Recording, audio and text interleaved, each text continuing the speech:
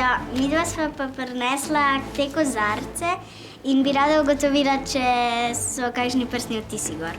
Zdaj naj najprej povem, da govorimo o prstnih sledeh, ker odtisi recimo so tisti, ki so odvzeti osumljencev storitve kaznivega dejanja, torej tisti, ki krade ali pa kaj takega in takrat, ko se mu odvzamejo.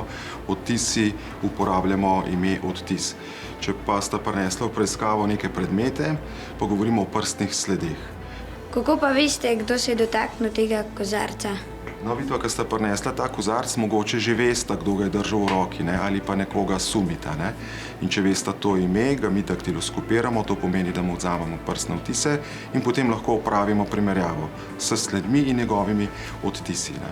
Če pa ne, če ne vesta, kdo je to storil, potem imamo pa v Sloveniji ali pa v policiji neko zbirko prstnih odtisov, torej vsak, ki je osumljen, da je kdaj kradel ali kaj podobnega, torej storil kaznivo dejanje, mu policija odvzame prstne odtise in se le-ti shranijo v evidenco. A nam lahko pokažete, kako to deluje, kako se to preiskuje? Torej, če sta prinesla recimo kozarc, se vzame nek čopič in se nanaša reagent, recimo daktiloskopski prašek, na sam kozarec, zelo previdno, pa počasi, in se, če je gor prisotna sled, recimo prsta, počasi izzove oziroma detektira ali pa poudari. A je to ali še kaj sledi? Ja, to je zdaj samo bil postopek izzivanja, torej iskanja, detektiranja sledi. Seveda, mi smo le policisti in je treba sled kot tako zadokumentirati, jo najprej seveda označiti in dati eno zaporedno številko. Recimo, da potem sodišču rečemo, da je to sled, ki je bila najdena, izvana ali zavarovana pod številko 1. In pa prej smo rekli, da je treba sled tudi nekako transferati, torej prinesti do samega računalnika. Tako, vidite, zdaj je ta transfer tako imenovan narejen, se pravi, smo sled prenesli z kozarca na to folijo zaščitno, jo zavarujemo še z prozorno zaščitno folijo. Takole. Potem še malček obrežemo in je sled zavarovana.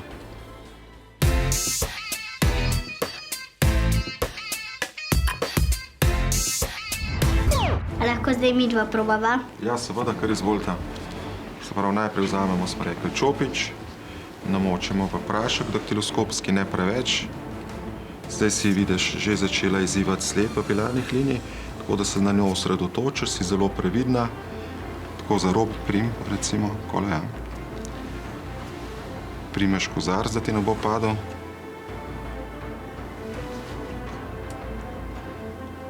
No, tako pogledamo, če je gor sled. Je, super. Kje bi pa lahko pregledali ta kelih? No, glede na površino tega predmeta bi se odločili za kemijsko preiskavo. To je komora, kjer je zagotovljena stalna temperatura oziroma jo lahko nadzorujemo tudi vlago in s tem nekako pospešimo ali kontroliramo postopke izzivanja sledi oziroma iskanja, detektiranja sledi na tovrstnih površinah. Kaj pa je ta naprava? Tej napravi rečemo svetlobni forenzični vir in ker je svetloba kot taka lahko tudi malce nevarna, moramo kaj narediti, se pravi zavarovati svoje oči. No in zdaj, ko smo se zavarovali in imamo tudi rokavice na sebi, lahko pa pregledujemo predmet, na katerem se nahajajo prstne sledi s pomočjo barvnega spektra oziroma barvne svetlobe. Praviloma pa to poteka v temi, tako da se še bolj izrazito iščejo in najdejo te prstne sledi.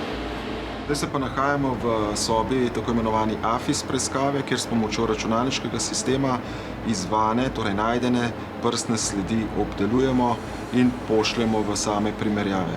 Kako pa to poteka? To računalnik sam pokaže?